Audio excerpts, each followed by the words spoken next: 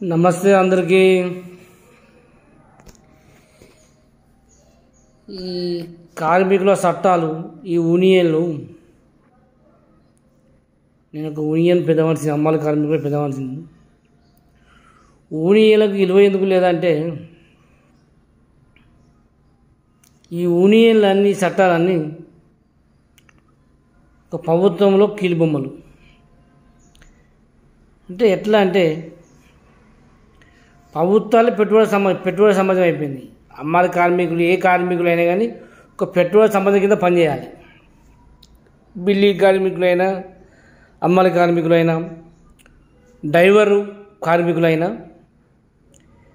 పెట్టుబడి సంబంధం కింద పనిచేయాలి. పెట్టుబడి సంబంధం అంటే లారీ ఓనరు పెట్టుబడి పెట్టి మనం డ్రైవర్ పని చేస్తున్నాం అంటే దాని అర్థం ఏంది? పెట్టుబడి సంబంధం కింద పనిచేసే కార్మికుల చట్టం మనది. అయితే ఆ చట్టం కింద అమలు చేసే ఈ యూనియన్లు అయితే ఉన్నాయో, యూనియన్లు పెద్ద మనుషులు, అమ్మాయిల కార్మికుల చట్టం ఉన్నదో, ఆ చట్టంకు ఎవరు పెద్ద మనుషులు? కార్మికుల వ్యవస్థ ఉంటుంది. ఆ వ్యవస్థ వాళ్ళ కింద కీలుబొమ్మ, చట్టం కింద కీలుబొమ్మ. అదే వాళ్ళు వర్తిస్తే ఆ చట్టం అమలు అవుతుంది, మనం చేస్తే అమలు కాదు. అర్థమైంది? ఆ చట్టం కీలుబొమ్మ దగ్గర సంబంధం ఉన్నది ఏది? ఎమ్మెల్యే. ఒక ఎమ్మెల్యే అంటే ఒక 100 కోట్లు, 500 కోట్లు పెడతారు, 130 కోట్లు పెడతారు అనుకో, పెట్టుబడి పెట్టిండు అంటే ఒక ఎమ్మెల్యే కూడా పెట్టుబడి పెడుతుండు సంపాదించడానికి. ఇప్పుడు దుకాణాలు ఎట్లా పెట్టుబడి పెడతారు, సంపాదిస్తారు రూపాయి, ఈ ఎమ్మెల్యే కూడా అంతే కదా. అంటే చట్టమే పెట్టుబడి సమస్య. నీ గురించి నాకు పట్టుకునే వాళ్ళు ఆడు పెట్టిన పెట్టుబడి బాగా ఎట్టెళ్తాయని ఆడు మొక్కుతుండు.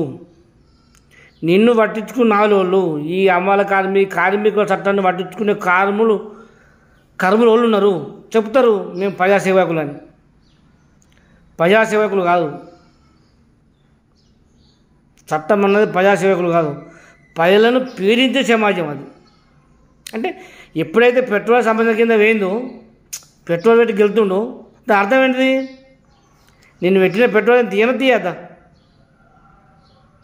ఇప్పుడు ఒక రైతు ఉన్నాం, అది 5,000 పెట్టుబడి పెట్టినాం, ఓ 30 ఆశకొద్దు పెట్టినాం కదా. ఇలా ఎమ్మెల్యే కానీ ముఖ్యమంత్రి అంతే కదా, కోట్లు పెట్టినాం, వాళ్ళు దోసుకున్నాకే కదా. జ్ఞానం ఉండకు ఉండాలి, మనకు లేదు జ్ఞానం. అంటే దీన్ని ఎందుకు అంటుండంటే, సమాజమే పెట్టుబడి సమాజం, పెట్టుబడి పెట్టింది పెత్తనం. ఏ కార్మికులను పట్టించుకుని నాదు లేడు అన్నది నాకు దోచిన అనుభవం. కానీ మీకు ఎట్లా అనిపిస్తుందో ఒక కామెంట్లో మాకు చెప్పి, నాకు కూడా అవుతారు అందరు ఈడియా మాటలు చెప్పి కోరుతూ, నిజమా అబద్ధమా? మనం పట్టించుకున్న నాదులు ఉన్నాడా? ఒక గరీబీ కానీ పట్టించుకున్న నాదులు ఉన్నారా దేశం మీద అన్నది నాకు పడ్డ సందేశం. థ్యాంక్ అన్న అందరికీ.